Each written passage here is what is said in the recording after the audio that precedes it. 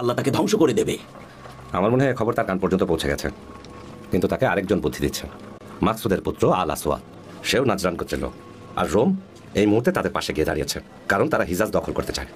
হিজাজ রোমের সীমানার একদম কাছে। তারা তাদের সীমানা বাড়াতে চাইছে, আদান এবং আবিয়ান থেকে তিহামা, হিজাজ এবং সিরিয়া পর্যন্ত। তাদের সামনে শুধুমাত্র একটাই বাধা, সেটা হলো আমাদের পবিত্র কাবাঘর। তুমি এত কিছু কিভাবে জানলে? কুরাইশের জ্ঞানী গুণীজন। আপনারা জানেন আমি একজন বণিক, বিভিন্ন জায়গায় আমাকে বাণিজ্য করতে যেতে হয়, নানান দেশের মানুষের সাথে আমার কথা হয়। আব্রাহা হিজাজের লোকদের উপর জোর খাটাচ্ছে, তাদেরকে খ্রিস্টান বানাতে চাইছে, তার মানে কাবাঘর তো ধ্বংস করবেই। ঠিক বলেছ ওয়ারাকা, আব্রাহা বিশাল বড় পরিকল্পনা নিয়ে এসেছে। পার্সিয়ানদের মুখোমুখি হয়ে তার সাম্রাজ্য আদান সমুদ্র থেকে সিরিয়া পর্যন্ত বিস্তার করতে চায়। এর ফলে রোমানরা ভারত মহাসাগরে পৌঁছে আরবদের সাথে মৈত্রী চুক্তি করবে। এই কারণে সেই ভূমিতে একটা নিরাপদ বাণিজ্যের জন্য যোগাযোগ ব্যবস্থা গড়ে তুলতে পারবে। এই পরিকল্পনা সফল হবে না যদি আরবদের জোর করে খ্রিস্টান না বানানো যায়, আর আমাদের পবিত্র কাবা ধ্বংস না করা হয়। কাবা ঘরকে? কাবাকে কিভাবে ধ্বংস হতে দেব? যেভাবেই হোক আমাদের পবিত্র ঘরকে বাঁচাতেই হবে। আমাদের সবাইকে যে কোনো কিছুর জন্য প্রস্তুত থাকতে হবে। আশা করছি রাব্বুল আলামিন আমাদেরকে অবশ্যই একটা পথ দেখাবেন। আমি বলছি, এই সিদ্ধান্ত আমরা তোমার উপরেই ছাড়ি। তুমিই মক্কার প্রধান, তুমিই তো আমাদের নেতা। আরবের সবাই তোমাকে সম্মান করে, এবং আমার বিশ্বাস আব্রাহাও এই কথা জানে। আমার মনে হয় আব্রাহার সৈন্যবহর এই মক্কায় পৌঁছে যাবার আগেই তুমি নিশ্চয়ই একটা পথ খুঁজে পাবে। কুরাইশের জ্ঞানী গুণীজন, আমার মনে হয় রাব্বুল আলামিন কিছুতেই আব্রাহাকে এই কাবা ঘর ধ্বংস করতে দেবেন না। সবাই যান, আপনারা সবাই পবিত্র কাবা ঘরে যান আর আল্লাহর কাছে দোয়া করুন, তিনিই সাহায্য করবেন। আমি দেখছি আব্রাহার সাথে যোগাযোগ করার কোনো ব্যবস্থা করা যায় কিনা। ইয়া রাব্বুল কাবাকে তুমি রক্ষা করো, ইয়া রাব্বুল কাবাকে মক্কাকে রক্ষা করো। হে প্রভু হুবাল, সাহায্য করো প্রভু হুবাল।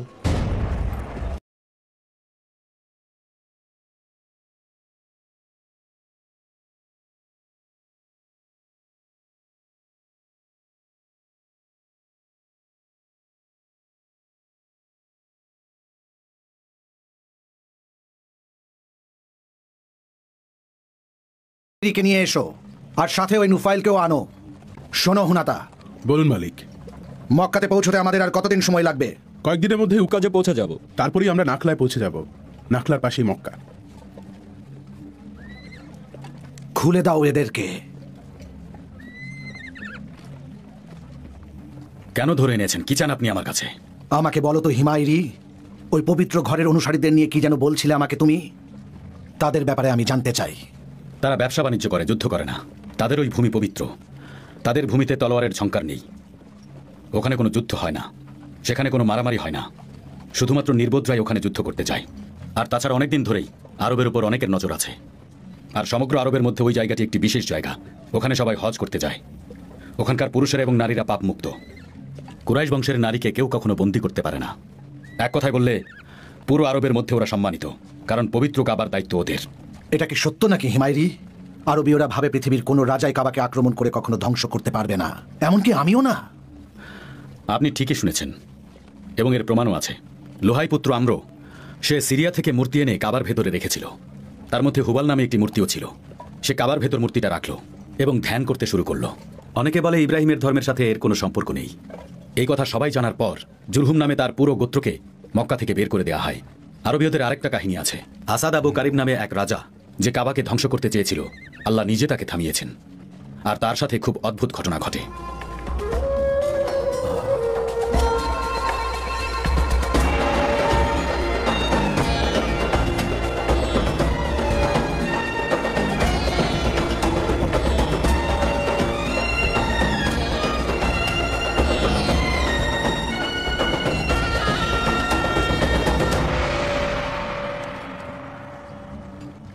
আচ্ছা, আমাকে রাজা আবু কারিবের গল্পটা বলো তো হিমিয়ারি, শোনার জন্য অধীর আগ্রহে বসে আছি। আরবের লোকেরা বলে যে রাজা আবু কারিব একজন মূর্তির পূজারী ছিল। একদিন আল হিজাজে আক্রমণ করার উদ্দেশ্যে বের হয়ে গেল। যখন সে হুজাইল পার হলো, তারা তাকে বলল, দয়া করুন মালিক, হুজাইল গোত্রের লোকেরা খুব গরিব, কিন্তু তারা এমন একটা ঘরের সন্ধান দিতে পারেন যেখানে হিরে জহরতের কমতি নেই। সে যেন সেখানে গিয়ে আক্রমণ করে। সেই পবিত্র ঘরটি ছিল মক্কায়, তার নাম কাবা। তারপর রাজা আবু কারিব মক্কায় পৌঁছালেন কাবায় আক্রমণ করতে, কিন্তু দুজন জ্ঞানী মানুষ তাকে থামালেন। তারা তাকে বললেন, রাজা আবু কারিব আজ পর্যন্ত যারাই পবিত্র কাবার ঘরে আক্রমণ করতে চেয়েছে সে তার সৈন্যসহ মরুভূমির উপর ভয়ঙ্কর এক মৃত্যু উপহার পেয়েছে। রাজা আল কারিব মহান আল্লাহ তালার নির্দেশে এই পবিত্র কাবাঘর নির্মাণ করা হয়েছে। আপনি যদি সেটাকে ধ্বংস করতে চান তাহলে এর পরিণাম কিন্তু ভয়ঙ্কর হবে। তারপর আবু কারিব তাদের দুজনকে বললেন, তাহলে আমি পবিত্র কাবা ঘরে পৌঁছানোর পরে কি করব বলুন আমাকে। জ্ঞানী লোক বললেন, সবার মতো আপনিও সেখানে সিজদা করুন, কাবার চারদিকে ঘুরুন এবং কাবার সম্মানে আপনার মাথার চুল কাবার উদ্দেশ্যে কামিয়ে ফেলুন এবং যতক্ষণ কাবার মাটিতে থাকবেন সিজদা করুন। তখন রাজা বললেন, কেন আমি এসব করব সেটা বলুন আমাকে। তারা রাজাকে বললেন, আল্লাহ তাআলার নির্দেশে আমাদের পিতা ইব্রাহিম এই পবিত্র ঘর নির্মাণ করেছেন, তাই আপনাকে বলছি কিছু মানুষ পবিত্র ঘরে মূর্তি ঢুকিয়েছিল এবং পবিত্র কাবা ঘরকে অপবিত্র করেছিল। রাজা আবু কারিব তাদের কথা শুনলেন এবং বিশ্বাসও করলেন। তিনি হুজাইল থেকে একজনকে নিয়ে এলেন যে তাকে কাবা ঘরে আক্রমণ করতে বলেছিল। রাজা তাদের হাত পা কেটে ফেলেন। তারপর তিনি মক্কার দিকে এগোলেন এবং সেখানে গিয়ে তিনি মাথার চুল কামিয়ে ফেললেন। তিনি 6 দিন পর্যন্ত পবিত্র কাবা ঘরে ছিলেন এবং বিশাল একটি চাদর দিয়ে কাবা ঘরকে ঢেকে দিলেন। তিনিই প্রথম মানুষ যিনি কাবা ঘরকে ঢেকেছিলেন। তারপর তিনি নির্দেশ দিলেন পবিত্র ঘরকে পরিষ্কার করতে এবং এখানে যেন কেউ মৃত প্রাণী না আনে। তার জাতিকে নির্দেশ দিলেন এবং তিনি একটি লোহার দরজাও তৈরি করে দিলেন। সেদিনের পর থেকে তার জাতি পবিত্র কাবা ঘরকে প্রত্যেকে নিয়মিত সেজদা করতে থাকেন। তিনি তার গোত্রকে আরও বললেন যে এই কাবার মাটি পবিত্র, সেখানে যেন কখনো কোনো নারীর প্রতি অত্যাচার করা না হয়, নাবালক শিশুকে অত্যাচার করা না হয়। কাবায় কেউ আক্রমণ করতে এলে যেন সবাই রক্ষা করে। যদি কেউ কাবাকে আক্রমণ করতে চায় তাহলে তার ধ্বংস খুব নিকটে। আমি ধ্বংস করব ওই কাবাকে।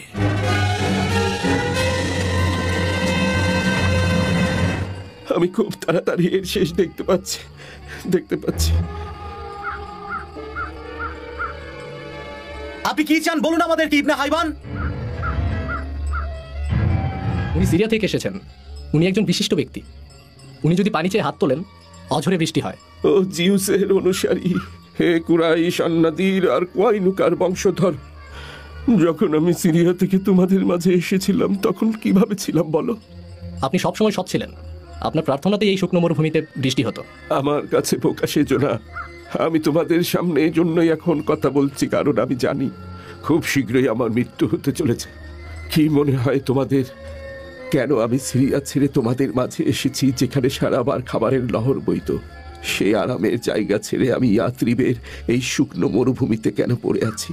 সেটা আপনিই ভালো জানবেন ইবনে হাইবান। ঠিক আছে, মন দিয়ে শোনো। আমি এখানে এসেছিলাম এক নবীর আগমনের কথা শুনে। তার আগমনের সময় সন্নিকটে তিনি ইয়াত্রিবে এসে থাকবেন। আমি জানি তিনি সৃষ্টিকর্তার নির্দেশিত পথ আমাকে দেখাতে পারেন, যে পথ আমি এতদিন ধরে সন্ধান করে এসেছি। তার আগমনের সময় কাছাকাছি, আর সর্বপ্রথম ইহুদিরাই তার খোঁজ পাবে। আমি তোমাদের সতর্ক করছি। জি, আমরা অপেক্ষায় থাকবো। সৃষ্টিকর্তা সাক্ষী, তোমাদের কাছে বার্তা পৌঁছে দিলাম।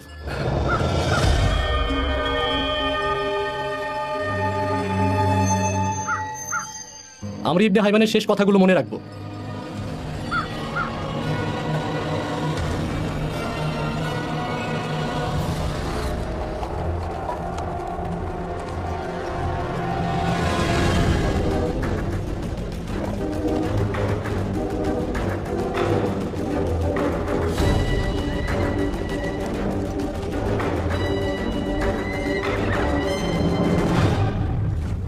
প্রভু, একটা কথা বলো আসওয়াদ। কাবার এই ঘটনাগুলো হয়তো আপনার মনে বসে গেছে, সেজন্য আপনি একটু ভয় পাচ্ছেন। এগুলো শুধু বানানো ঘটনা। মক্কার মানুষ এসব বানিয়েছে যাতে কেউ কাবায় আক্রমণ না করে।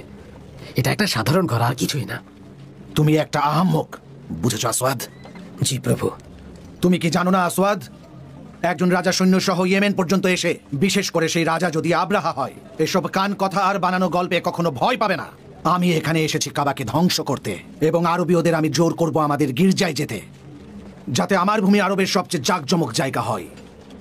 একবার এই আরবীয়দের এই পবিত্র জায়গা আমি ধ্বংস করে দেই, তারপর এদেরকে বাধ্য করব যাতে এরা সবাই খ্রিস্টান ধর্ম গ্রহণ করে। তারপর পার্সিয়ানদের পরাজিত করার জন্য একটি শক্তিশালী বাহিনী তৈরি করব। আমি আপনার কথা মন দিয়ে শুনছি প্রভু।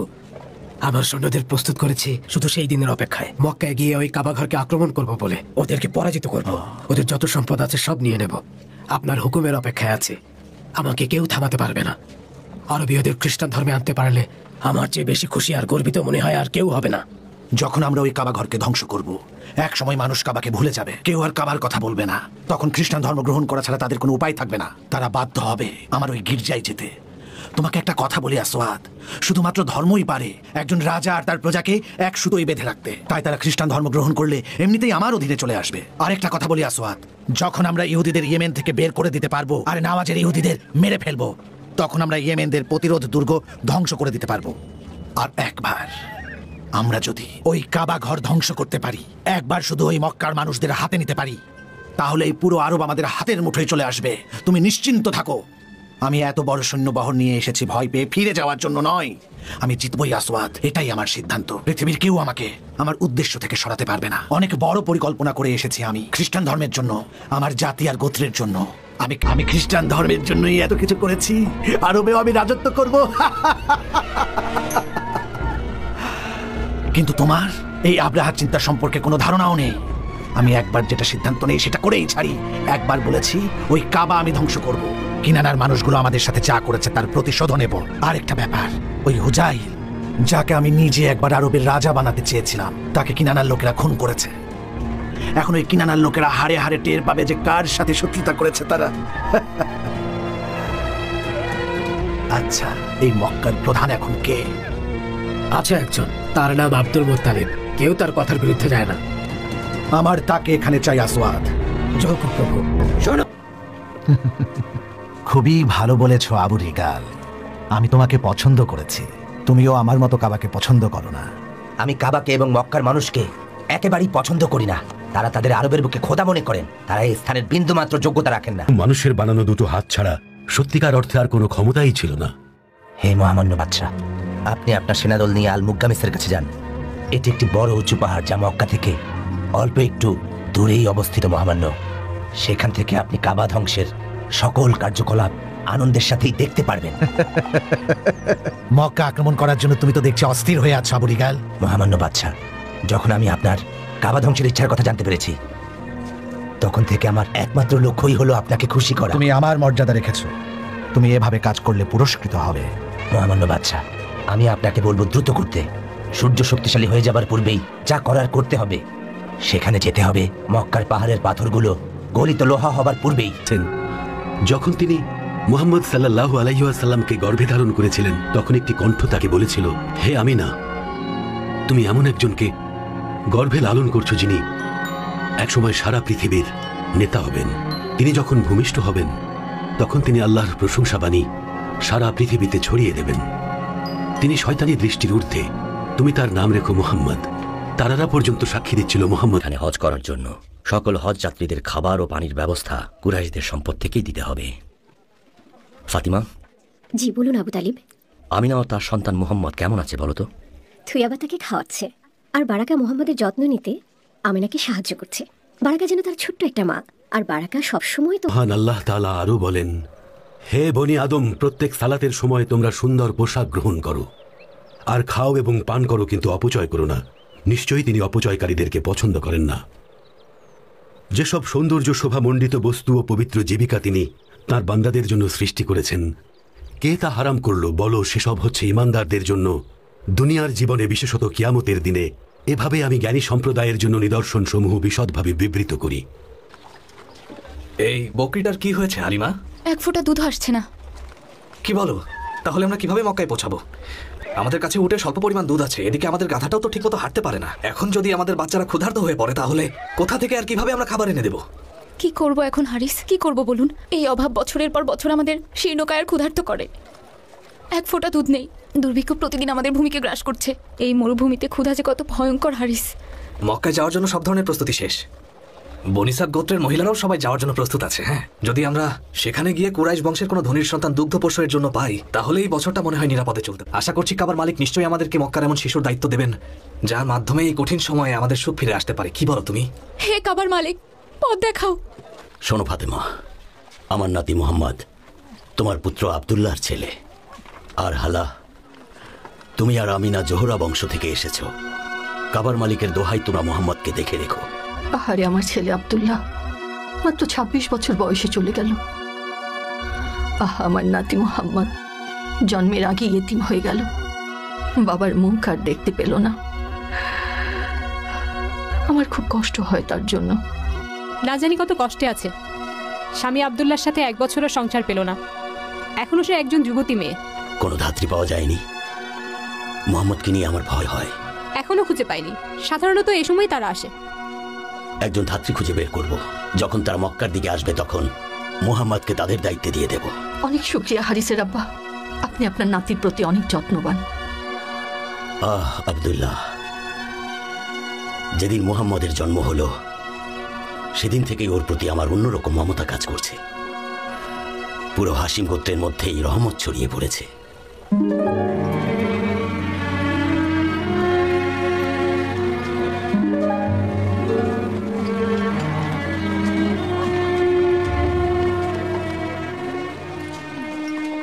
এই যে শুনছো, তুমি সাদ গোত্র থেকে এসেছো? জি, আমি সাদ গোত্রের থুয়াইবের কন্যা, যে সাদ গোত্রের বকরের পুত্র। আমার নাম হালিমা, উনি আমার স্বামী হারিস, কোলে আমার ছোট পুত্র। আমার নাতি মোহাম্মদ এতিম, যে মায়ের পেটে থাকতেই বাবাকে হারিয়েছে। বড়ই বরকতময় শিশু আমার নাতি, তাই তোমরা তাকে নাও আর মায়ের স্নেহে লালন করো। সে সাদ গোত্রের কাছে বড় হতে পারলে আমি আনন্দিত হব। কিন্তু একটা এতিম শিশু, আমি কি করব তাকে নিয়ে? আমি মক্কায় তাকে রাখা নিয়ে শঙ্কিত। আল্লাহর কসম, তাকে দূরে কোথাও দিতে চাই না। কিন্তু তাকে মরুভূমির মধ্যেই বড় হতে হবে, কারণ এটা শহরে থাকা আরববাসীর একটা রীতি। সে বলিষ্ঠ দেহের অধিকারী হোক। আল্লাহ তোমাদের মঙ্গল করুন। আমরা একটা এতিম বাচ্চাকে নিয়ে কি করব? আমরা খুবই গরিব, অনর্বর ভূমিতে বসবাস করি। সবসময় আমাদের বেঁচে থাকার লড়াই চলে, যতক্ষণ না আমাদের ক্ষুধা গ্রাস করে। দুধ কিংবা মাংস খাওয়া তো আমাদের কল্পনারও বাইরে। শান্ত হও বাবা, শান্ত হও। কাবার মালিক নিশ্চয়ই তোমাকে রক্ষা করবেন। ও তোমার বাচ্চা? হ্যাঁ আমার। মোহাম্মদ ওর মতো ছোট একটা বাচ্চা, ওকে নিয়ে যাও, ওরা 2 ভাই একসাথে বড় হবে। বিশ্বাস করুন, আমি আপনাকে নিরাশ করতে চাই না। আপনাকে দেখে আমার মনে হচ্ছে আপনি খুব ভালো একজন মানুষ, কিন্তু আমার কি করার আছে বলুন? আপনি দেখুন না আমার বাচ্চাটা ক্ষুধায় কেমন চিৎকার করছে। আমার বুকে তার জন্য যথেষ্ট দুধ তৈরি হচ্ছে না। আমি নিজেই জানি না আমি কি করব। ঠিক আছে, তোমরা যাও, আল্লাহ তোমার মনের আশা পূর্ণ করুক।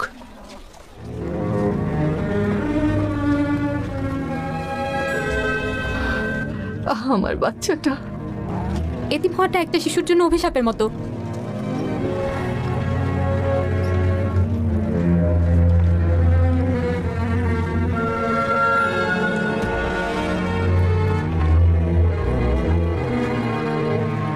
তুমি কোথায় যাচ্ছ হালিমা? এভাবে শূন্য হাতে এখান থেকে ফিরে যাওয়াটা আমার ঠিক মনে হচ্ছে না, তাই শূন্য হাতে যাওয়ার চেয়ে এটাই উত্তম। শিশুটিকে নিয়ে যাই। সেটাই হয়তো ভালো হবে।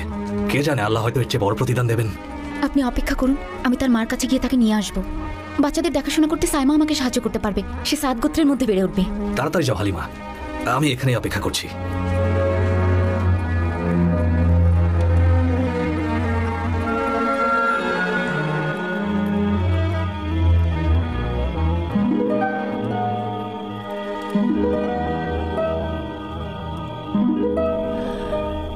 এদিকে এসো বারাকা, এখানে বসো। এখন বলো কি হয়েছে? ওনারা মোহাম্মদকে নিয়ে গেছেন। মোহাম্মদকে তো ধাত্রী হালিমার কাছে দেয়া হয়েছে বারাকা। সে সুস্থ সবল মানুষ হিসাবে সাত গোত্রের কাছে বেড়ে উঠুক। মক্কার এই অন্ধকার যুগে আমরা তাকে নিয়ে খুবই শঙ্কিত আছি। তুমি কি চাও না সে একজন সুস্থ সবল মানুষ হিসাবে বড় হয়ে উঠুক? হ্যাঁ, তার জন্য জীবনও দিতে পারি। খুব মনে পড়ছে ওকে। আমি ঘুম থেকে উঠে ওকে খুঁজছিলাম। যখন দেখলাম ও নেই, তখন থেকেই আর কান্না থামাতে পারছি না। ওর চেহারা চোখে ভাসছে। আমাদের সবারই মোহাম্মদের কথা মনে পড়ছে, অনেক মনে পড়ছে। রাব্বুল কাবার কসম, আমরা সবাই ওকে খুব ভালোবাসি, আর ওর বাবার মৃত্যুতে আমরা শোকাহত। আব্দুল্লাহ কোরবানি হওয়া থেকেও রক্ষা পেয়েছিল, তাকে ইয়াত্রিপে হারালাম। তোমাকে হারানোর বেদনা যদি বুঝতে আব্দুল্লাহ। কার জন্য দুঃখ করব? আব্দুল্লাহ নাকি তার এতিম ছেলের জন্য? আব্দুল মুত্তালিবের পরিবার ধৈর্য ধরো।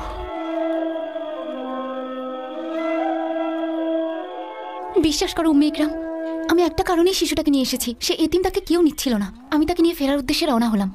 তাকে আমার বুকে ধরে রেখেছিলাম। হঠাৎ দেখি সে আমার দুধ পান করছে, তার পূর্ণ পরিতৃপ্তি নিয়ে। তারপর আমার বাচ্চা পান করলো, যতক্ষণ না সে পরিতৃপ্ত হলো। এরপর আমার স্বামী আমাদের উটের কাছে গেল, দেখলো উটের বাট দুধে পরিপূর্ণ। সেই দুধ আমরা পরিতৃপ্তি করে খেয়ে সবাই ঘুমোতে যাই। আমার বিশ্বাস তুমি বরকতময় একটা শিশু আমার ঘরে এনেছো হালিমা। তোমার কি মনে আছে হারিস, আমরা যখন মোহাম্মদকে নিয়ে ফিরছিলাম, আমি আমার দুর্বল বৃদ্ধ উট চালিয়ে আসছিলাম, তখন উটের গতি যেন আগের চাইতে অনেক গুণ বেড়ে গেল। কিন্তু যখন মক্কার উদ্দেশ্যে যাচ্ছিলাম, তখন এই উটটাই চলতেই পারছিল না। আমার বান্ধবীরা জিজ্ঞাসা করলো, এটা কি সেই উট? আমি বললাম হ্যাঁ। তারা বললো আশ্চর্যজনক। দুধটুকু খেয়ে নাও হালিমা, আপনিও নিন উম্মে ইকরাম। তারপর শুনুন, আমরা আমাদের সাত ভূমিতে আমাদের বাড়িতে আসলাম। এই ভূমিটা তো কিছুদিন আগেও আমার দেখা সবচাইতে অনুর্বর ভূমি ছিল উম্মে ইকরাম। আমি কি মিথ্যা বলছি? ঠিকই বলেছ হারিস। তোমার কি মনে নেই আমাদের অবস্থা? হ্যাঁ, মনে আছে। আমরা যখন আব্দুল্লাহর পুত্র মোহাম্মদকে নিয়ে এখানে ফিরে এলাম, আমাদের সবকিছু কিভাবে যেন পাল্টে যেতে শুরু করলো।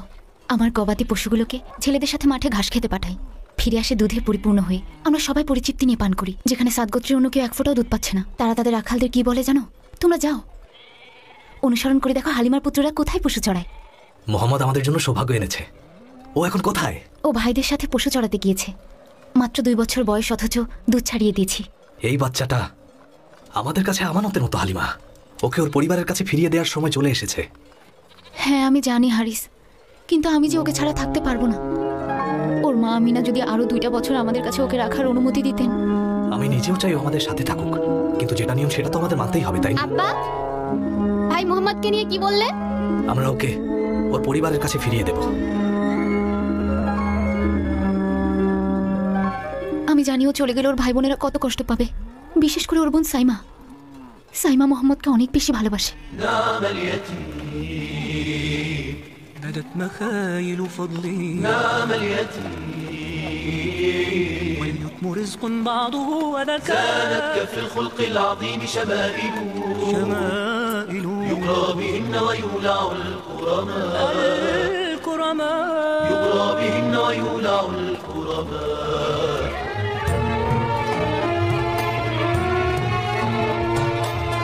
হারিস, হারিস শুনছো? আমি মোহাম্মদকে নিয়ে ফিরে এসেছি। মোহাম্মদ কোথায় আছে এখন? ওর ভাইদের সাথে ছাগল চড়াচ্ছে। তুমি মোহাম্মদকে তোমার কাছে রাখার জন্য ওর মা আমিনাকে কিভাবে রাজি করালে বলো তো? এটা কাবার মালিকের রহমত হারিস। আব্বা, আব্বা, আমার ভাই মোহাম্মদ। কি হয়েছে ওর? মোহাম্মদ!